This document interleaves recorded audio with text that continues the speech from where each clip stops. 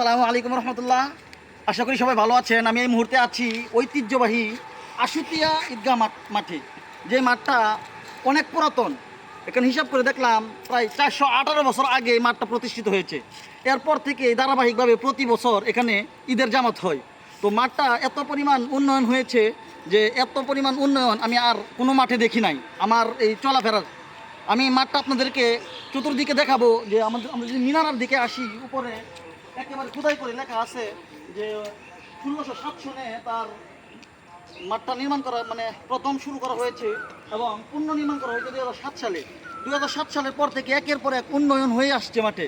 এখন পর্যন্ত মাঠের উন্নয়ন কাজ আবহমান কাল ধরে চলে আসছে, এখন চলে থাকবে। আমরা যদি নিচের ফ্লোরের দিকে দেখাই যে একেবারে ফ্লোর পর্যন্ত পাকা করা আছে, এখানে যাতে মুসল্লিদের নামাজ পড়তে কোনো রকম অসুবিধা না হয় এই কারণে এইভাবে পাকা করে দেওয়া হয়েছে।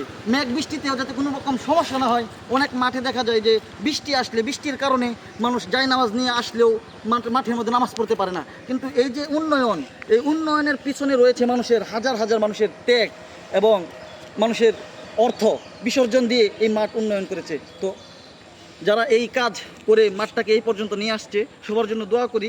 যারা অতীত হয়ে গেছে, গত হয়ে গেছে, আল্লাহ তাআলা যেন তাদেরকে জান্নাতের উচ্চ মাকাম দান করে। এবং যারা জীবিত আছে বর্তমানে মাঠের উন্নয়ন কাজ করতেছে, আমরা দোয়া করি আল্লাহ তাআলা যেন তাদেরকে নেক হায়াত দান করে এবং এই সমস্ত উন্নয়ন কাজে আরও বেশি বেশি করার তৌফিক দান করে। সবাই বলি আমিন। আসসালামু আলাইকুম ওয়া রাহমাতুল্লাহ।